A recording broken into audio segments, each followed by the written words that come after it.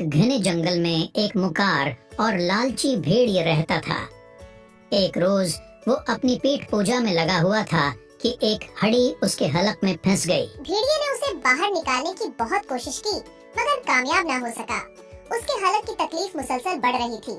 उसकी समझ में नहीं आ रहा था कि क्या करे। वो सोच रहा था कि वक्त गुजरने के साथ तकलीफ तो किसी न किसी तरह कम हो जाएगी, मगर हलक से हड्डी बाहर कैसे निकाली जाए। अगर ये न निकली तो मैं कुछ नहीं खा सकूंगा और भूख से मर जाऊंगा। चिनाचा भेड़िए ने हड्डी निकालने के लिए कोई मुनासिब तरकीब सोचनी शुरू कर दी, जिससे हड्डी भी बाहर आ जाए और गले में तकलीफ भी न हो। भेड़िए को सारिस का ख्याल आया जो झील के किनारे रहता था और उसकी चोंच बहुत लंबी थी, जिसकी मदद से वो आसानी से हड्डी बाहर निकाल सकता था।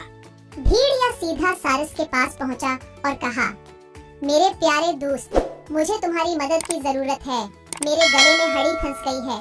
तुम अपनी लंबी चोंच से उसे बाहर निकाल दो। मैं तुम्हें उस खिदमत का मुआवजा भी दूंगा और सारी जिंदगी तुम्हारा शुक्रगुजार रहूंगा। सारिस ने भेड़िए को गौर से देखा। वो वाकई सख्त तकलीफ में था। सारिस को इस पर रहम आ गया। उसने अपनी लंबी चोंच महारत से भेड़िए के हलक में डाली और अंदर फंसी हुई हड्डी बाहर निकाल ली। इस दौरान उसकी लगभग आधी गर्दन भेड़िए के मुंह के अंदर चली गई थी।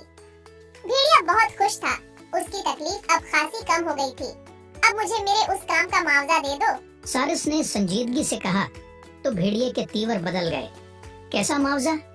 भेड़िए ने गुस्से से कहा, तुमने अपना सिर मेरे मुंह के अंदर डाल दिया था, लेकिन मैंने जरा भी गड़बड़ नहीं की, बल्कि तुम्हारे सिर को बेहिफाजत बाहर निकलने दिया। अगर मैं चाहता तो तुम्हारे सिर को हड़प कर जाता।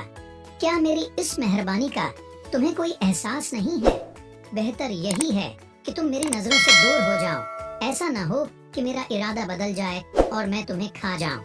भेड़िए की बात सुनकर सारिस चुपचाप वापस चला गया।